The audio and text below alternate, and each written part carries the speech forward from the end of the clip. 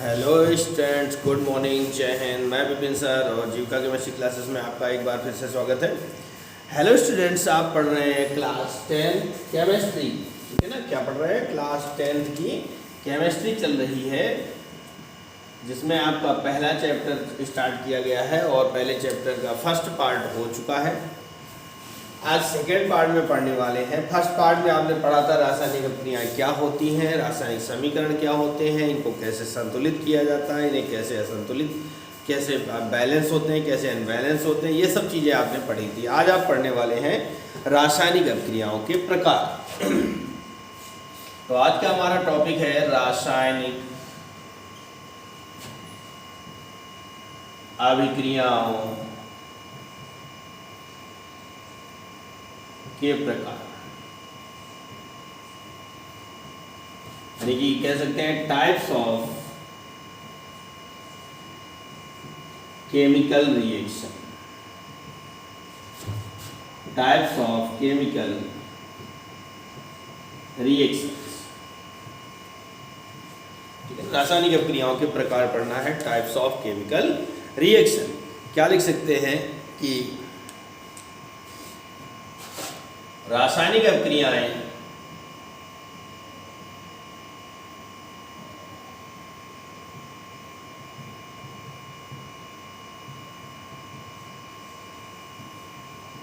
निम्नलिखित प्रकार की होती है।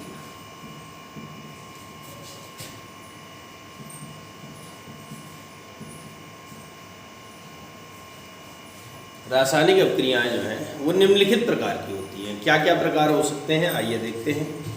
इनमें से फर्स्ट हेडिंग यानी रासायनिक अभिक्रियाएं हमने आपको बताया था, जैसे दूध से दही बनना, ये भी एक रासायनिक अभिक्रिया है। खाना खाना और पचा लेना का, भोजन को पचा लेना, डाइजेस्ट कर लेना, ये भी आपकी एक रासायनिक अभिक्रिया है। तो इस तरह से कई प्रकार की होती है। नंबर 1 पर हेडिंग आती है संयोजन अभिक्रिया। ठीक है ना, इसको इंग्लिश में कहेंगे कॉम्बिनेशन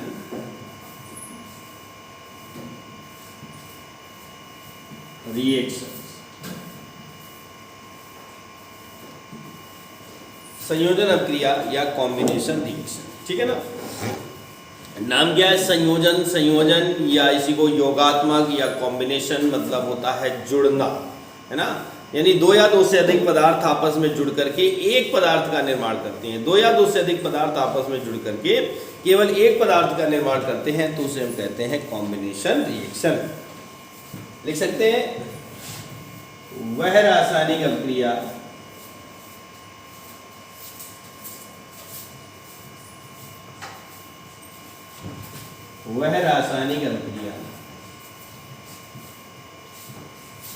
जिसमें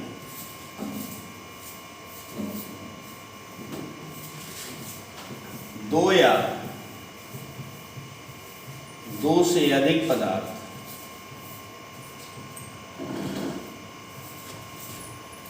परस्पर संयोग कर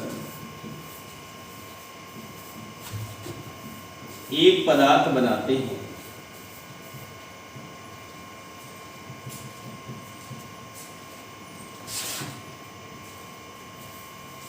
वह रासायनिक अभिक्रिया जिसमें दो या दो से अधिक पदार्थ परस्पर संयोग करके एक पदार्थ बनाते हैं, संयोजन अभिक्रिया कहलाती है।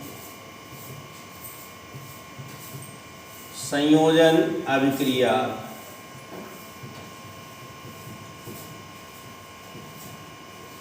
कहलाती है, ठीक है ना। क्या बनती है परिभाषा की वह रासायनिक अभिक्रिया जिसमें दो या दो से अधिक पदार्थ परस्पर संयोग करके एक पदार्थ का निर्माण करते हैं, वो कहलाती हैं रासायनिक संयोजन अभिक्रिया। एग्जाम्पल के लिए देखते हैं। एग्जाम्पल नंबर फर्स्ट है, जैसे कि NH3 प्लस HCl दोनों को मिलाएंगे तो बनेगा NH4C। अब ये दो पदार्थ हैं, अमोनिया हाइड्रोक्लोरिक अम्ल, और मिलकर बन जाते हैं अमोनियम क्लोराइड, ठीक है ना। इसी तरह दूसरा एग्जाम्पल लेते हैं H2 प्लस Cl2 और बन जाएगा 2HCl। एक ही पदार्थ, दो पदार्थ मिलते हैं और बन जाता है एक पदार्थ, ठीक है ना। तीसरा एग्जाम्पल देखते हैं CO प्लस Cl2 COCl2, ठीक है ना। इस तरह से C, चौथा एग्जाम्पल देखते हैं, C+O2 बनेगा CO2। पांचवा एग्जाम्पल देखते हैं, इससे ज़्यादा की बात, अभी तो ये दो पदार्थ थे, Na2CO3 plus H2O plus CO2, एरोमार्क बनेगा 2NaHCO3। 1 2 3 तीन पदार्थ परस्पर मिलकर के एक पदार्थ का निर्माण करते हैं, तो ऐसी रासायनिक अभिक्रियाओं को संयोजन अभिक्रिया कहते हैं, ठीक है ना। क्या कहते हैं? संयोजन अभिक्रिया कहते हैं। अब हम चलते हैं सेकंड पे, ये समझ में आ गया होगा टॉपिक। इसमें दो या दो से अधिक पदार्थ आपस में जुड़ते हैं और केवल एक पदार्थ का निर्माण करते हैं।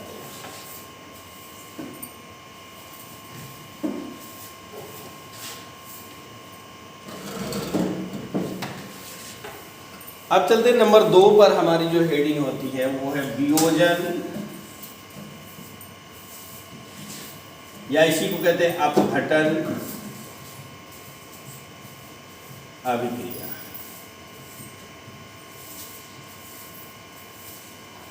ठीक है ना। वियोजन अपघटन अभिक्रियाएं इंग्लिश में कहते हैं डिकम्पोजिशन।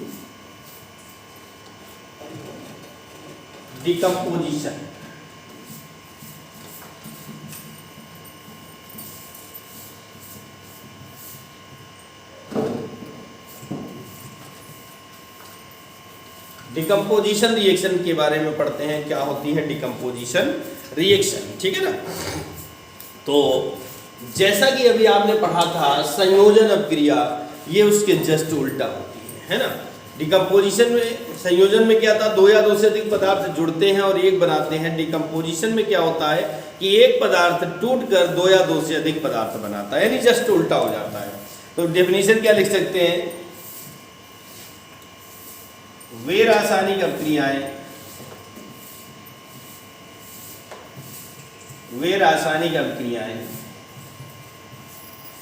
जिनमें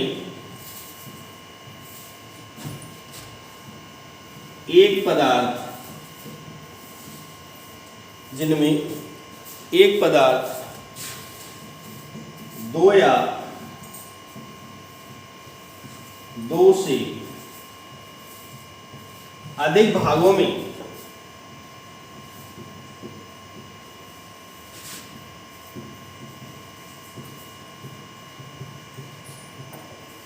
वे रासायनिक अभिक्रियाएं जिनमें एक पदार्थ दो या दो से अधिक भागों में टूट जाता है, ठीक है ना। वे रासायनिक अभिक्रियाएं जिनमें एक पदार्थ दो या दो से अधिक भागों में टूट जाता है अपघटन अभिक्रिया कहलाती है।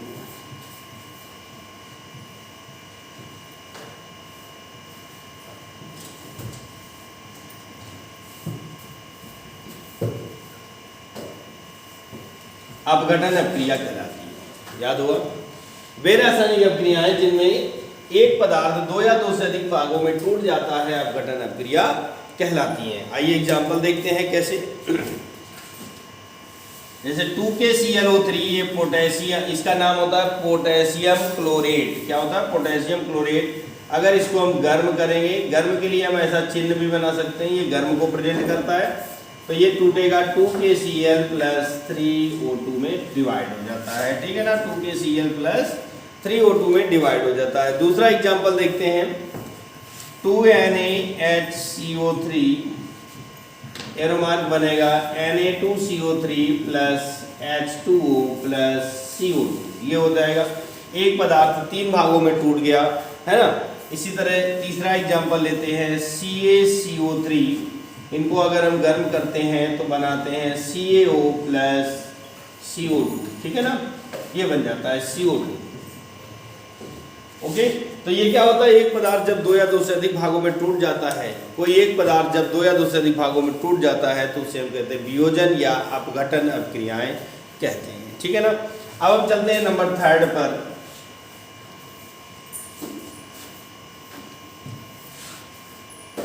तीसरी जो रिएक्शन है उसका प्रकार है नंबर 3 है विस्थापन अभिक्रिया। विस्थापन अभिक्रिया, या इन्हीं को कह सकते हैं विस्थापन, या फिर प्रतिस्थापन भी कह सकते हैं। प्रतिस्थापन अभिक्रिया, ठीक है ना। इंग्लिश में कहेंगे डिस्प्लेसमेंट और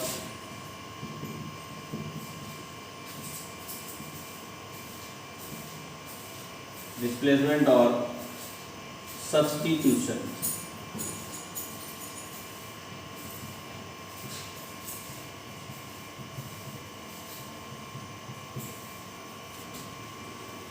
तो हमारी अगली हेडिंग है विस्थापन या प्रतिस्थापन अभिक्रिया, डिस्प्लेसमेंट और सब्स्टिट्यूशन रिएक्शन, ठीक है ना।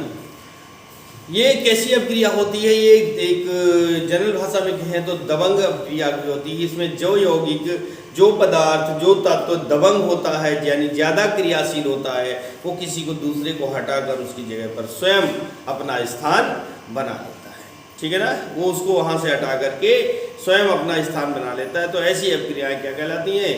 दबंग अभिक्रिया, ठीक है ना। आइए डिफाइन करते हैं।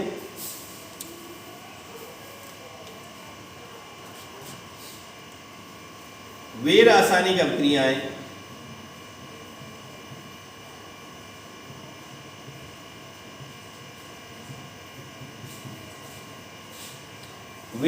अभिक्रियाएं जिनमें एक तत्व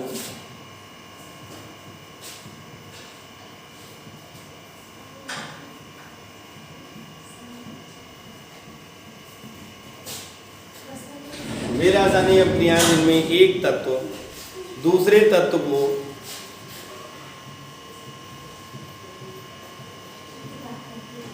उसके यौगिक, ठीक है ना, उसके यौगिक कह दें या फिर विलयन कह दें, ठीक है ना, उसके यौगिक कहें या फिर विलयन कह दें, से विस्थापित कर देता है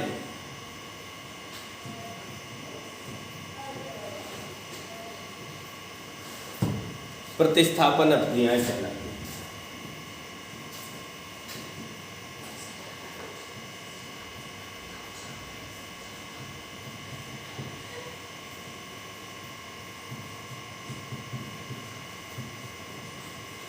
ठीक है ना। कह रहा वे रासायनिक अभिक्रियाएं जिनमें एक तत्व दूसरे तत्व को उसके यौगिक से या उसके विलयन से विस्थापित कर देता है, प्रतिस्थापन अभिक्रियाएं कहलाती हैं। समझ में आया? एक तत्व क्या करता है, अपनी क्रियाशीलता अधिक होने के कारण उसको दूसरे के विलयन से हटाकर फेंक देता है, ठीक है ना। तो ऐसी अभिक्रियाएं क्या कहलाती हैं? विस्थापन या प्रतिस्थापन अभिक्रियाएं कहलाती हैं। जैसे एग्जाम्पल नंबर फर्स्ट की बात करें तो CH4 ये मेथेन होता है और क्लोरीन से अगर क्रिया करवाते हैं तो CH3Cl प्लस HCl क्या हुआ? देखिए यहाँ पर हाइड्रोजन के 4 भाग थे, एक क्लोरीन उसकी जगह पर आ गया और 3 ही रह गए और एक हाइड्रोजन को हटा दिया जो Cl के साथ मिलकर HCl के रूप में पृथक हो जाता है, ठीक है ना। ये कहलाती हैं प्रतिस्थापन अभिक्रियाएं। दूसरा एग्जाम्पल देखते हैं, Fe प्लस CuSO4 क्या बन जाएगा भैया? FeSO4, देखो इसमें स्पष्ट आएगा Cu को और प्लस आपका Cu बेचारा कम क्रियाशील था, कमजोर व्यक्ति था, जिसे फेरस ने, आयरन यानी लोहे ने ज्यादा क्रियाशीलता के कारण उठाकर फेंक दिया। तो इसे हम कहते हैं प्रतिस्थापन अभिक्रियाएं। क्या कहते हैं भैया? प्रतिस्थापन अभिक्रियाएं कहलाती हैं। तीसरा एग्जाम्पल देखते हैं यहीं पर, CuSO4 प्लस Zn ये बन जाएगा ZnSO4 प्लस C, है ना। जिंक सल्फेट प्लस कॉपर बन जाता है आयतन में। तो ये क्या कहलाती हैं? विस्थापन या प्रतिस्थापन अभिक्रियाएं, ठीक। नोट लिख सकते हैं, क्या हो रहा है? एक को उसके विलयन से प्रतिस्थापित कर रहा है। समझ में आ रहा होगा? और समझ में आए, वीडियो पसंद आए तो लाइक करें, शेयर करें और चैनल में नए हैं तो चैनल को सब्सक्राइब करें, बेल आइकन को प्रेस करें, जिससे कि आपके पास सारे वीडियोस के नोटिफिकेशन आप तक बड़ी आसानी से पहुंच सकें और आप घर बैठे हाई स्कूल बोर्ड एग्जाम की तैयारी कर सकें। नोट, इन अभिक्रियाओं को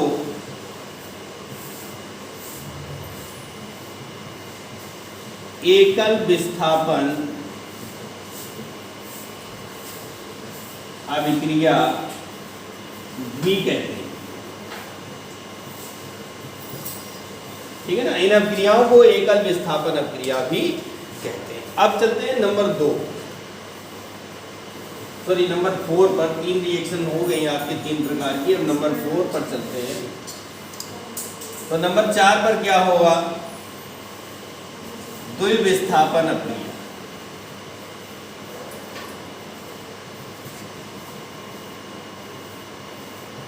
द्विविस्थापन, डबल डिस्प्लेसमेंट,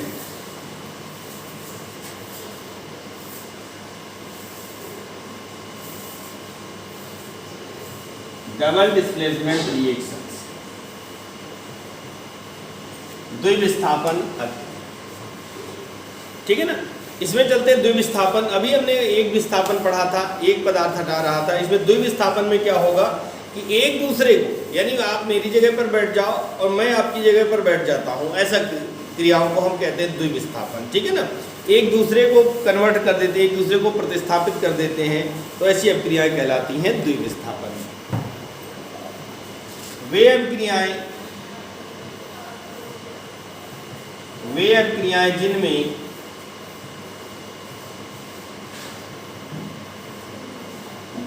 आयनों के बीच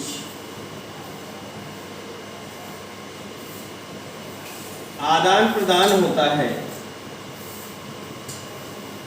ठीक है ना। वे अपक्रियाएं जिनमें आयनों के बीच आदान प्रदान होता है द्विविस्थापन अपक्रियाएं कहलाती हैं। द्विविस्थापन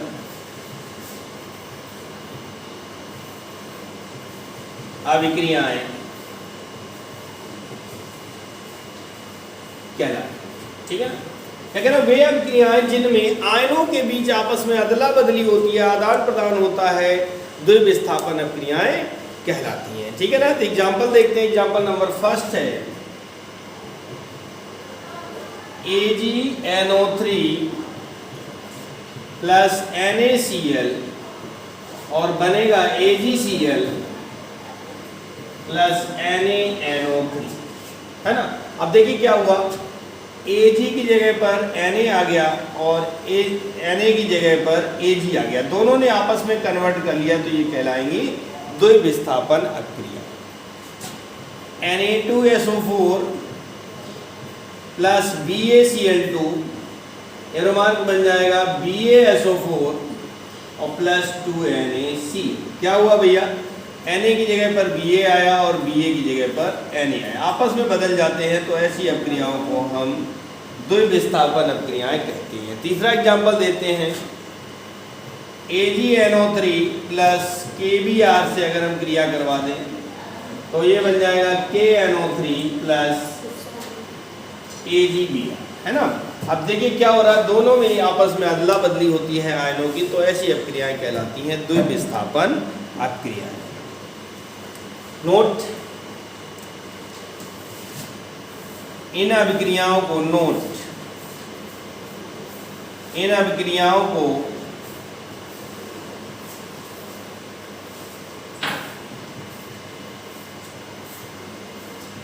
उभय अपघटन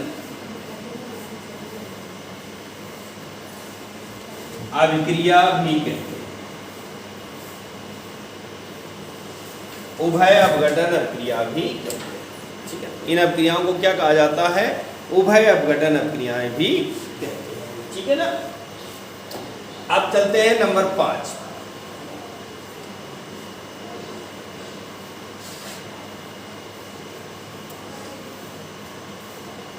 पांचवी रिएक्शन है ऊष्माक्षेपी अपक्रिया। ऊष्माक्षेपी अभिक्रिया, एक्सोथर्मिक रिएक्शंस।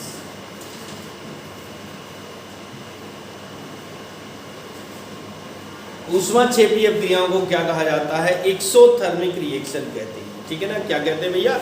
ऊष्माक्षेपी का मतलब होता है कि ऐसी अपक्रियाएं जिनके पूर्ण होने में, जिनके कंप्लीट होने में ऊष्मा उत्पन्न होती है, ऊर्जा उत्पन्न होती है, वो ऊष्माक्षेपी अपक्रियाएं कहलाती है। जैसे कि आपने देखा होगा दीपावली आ रही है ना। दिवाली में क्या होता है कि पटाखे छुटाए जाते हैं और घर की साफ सफाई की जाती है, पुताई। तो पुताई करने के लिए क्या लाते हैं? कलई चूना लेके आते हैं। कलई चूना को अगर हम भिगोते हैं पानी में तो वो अपने आप बॉयल होता है, अपने आप गर्म हो जाता है। और ना मानो भैया तो हाथ डाल के देख लो, अगर हाथ जल जाए तो उसमें चेपी और ना जले तो उसमें सोसी। ठीक है ना। तो आइए देखते हैं डिफाइन क्या करते हैं कि वे अभिक्रियाएं, वे अभिक्रियाएं जिनके पूर्ण होने में ऊष्मा उत्पन्न होती है,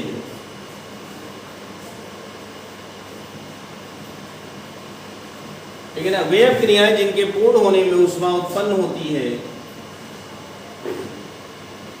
ऊष्माक्षेपी अभिक्रियाएं कहलाती हैं।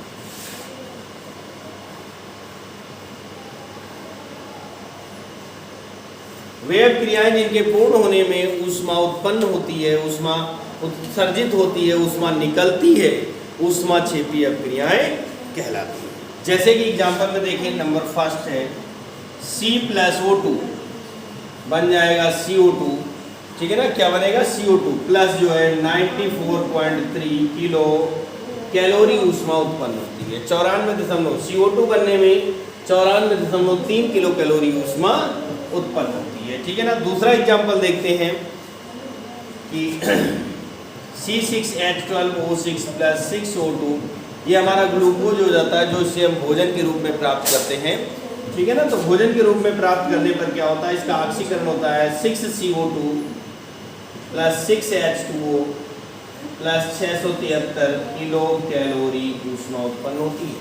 ये जो हमें भोजन से प्राप्त होती है, यानी ग्लूकोज के एक अणु से 673 किलो कैलोरी ऊष्मा उत्पन्न होती है, ठीक है ना। 673 किलो कैलोरी ऊष्मा उत्पन्न होती है। तो ये था हमारा ऊष्माक्षेपी अभिक्रियाएं, ठीक है ना। अब हम नीचे इसी के अगले चलते हैं नंबर 6 पर। छठवीं हेडिंग है हमारी ऊष्मा शोषी अभिक्रिया। ऊष्मा शोषी अभिक्रिया, एंडोथर्मिक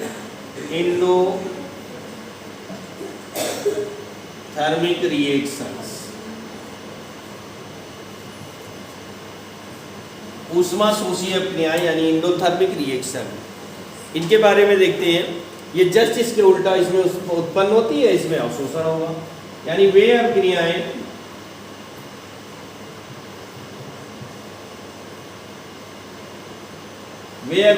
जिनके पूर्ण होने में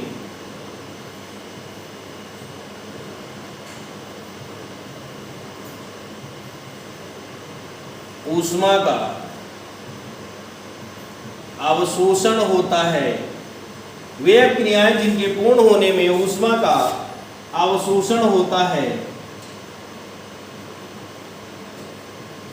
ऊष्मा शोषी अभिक्रियाएं कहलाती है, ठीक है ना। जिनके पूर्ण होने में ऊष्मा का अवशोषण होता है, यानी ऊष्मा की जरूरत पड़ती है। जैसे कि भोजन को पकाना, खाने को पकाने के लिए गैस जलाना पड़ेगा, हीटर जलाना पड़ेगा, अन्यथा खाना नहीं बनेगा, है ना। तो कि वैसी अभिक्रियाएं जिनको पूर्ण करने में ऊष्मा की जरूरत हो, वो कहलाती है ऊष्मा शोषी। एग्जाम्पल नंबर फर्स्ट है N2 plus O2, arrow mark बनता है 2N, ठीक है ना। N2 और O2 नाइट्रोजन का ऑक्सीकरण होकर के बनाते हैं नाइट्रिक ऑक्साइड, बट ये ऐसे नहीं बनाते। माइनस 45 किलो कैलोरी ऊष्मा इनको देनी पड़ती है, इतनी ऊष्मा की इन्हें आवश्यकता होती है, तब जाकर के बनते हैं। दूसरा एग्जाम्पल देते हैं, C प्लस H2 बनेगा CS2, माइनस 20 किलो कैलोरी ऊष्मा इनको देनी पड़ती है, तब जाकर के कार्बन डाई और सल्फर आपस में क्रिया करके कार्बन डाइसल्फाइड बनाते हैं, ठीक है ना। क्या बनाते हैं? कार्बन डाइसल्फाइड बनाते हैं। कार्बन डाइसल्फाइड का निर्माण करते हैं।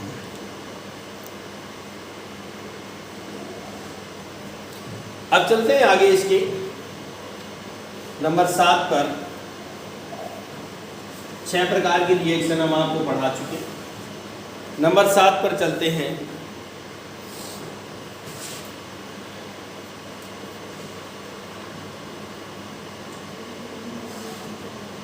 ऑक्सीकरण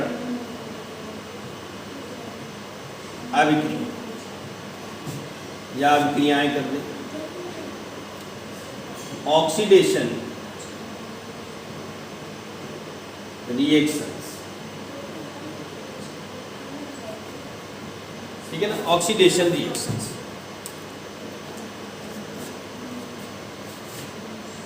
क्या लिख सकते हैं कि वे रासायनिक अभिक्रियाएं, वे रासायनिक अभिक्रियाएं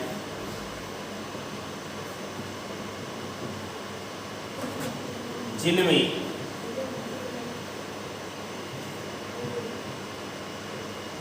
ऑक्सीजन का संयोग होता है, यानी ऑक्सीजन जुड़ती है। वे रासायनिक अभिक्रियाएं जिनमें ऑक्सीजन का संयोग होता है, या यूं कहते हैं ऑक्सीजन जुड़ती है, ऑक्सीकरण अभिक्रिया कहलाती है।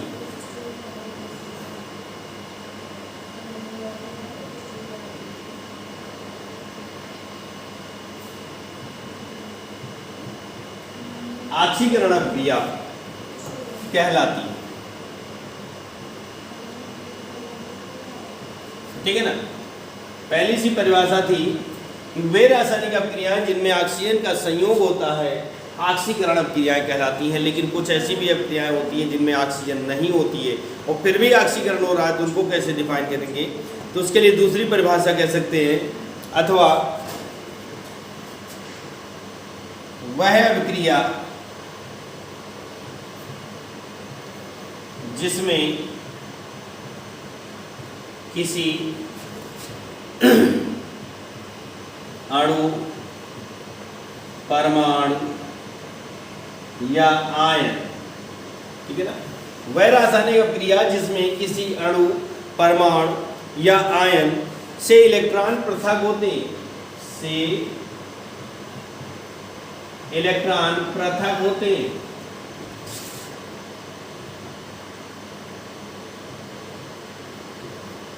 ठीक है ना। से इलेक्ट्रॉन क्या होते हैं? पृथक होते हैं, अर्थात इलेक्ट्रॉनों का दान होता है, अर्थात, और जब पृथक होंगे तो क्या हो जाएंगे? इलेक्ट्रॉन की कमी हो जाएगी, अर्थात इलेक्ट्रॉनों की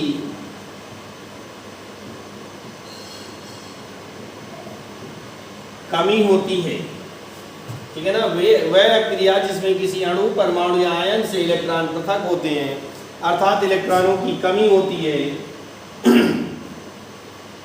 ऑक्सीकरण अभिक्रिया कहलाती है।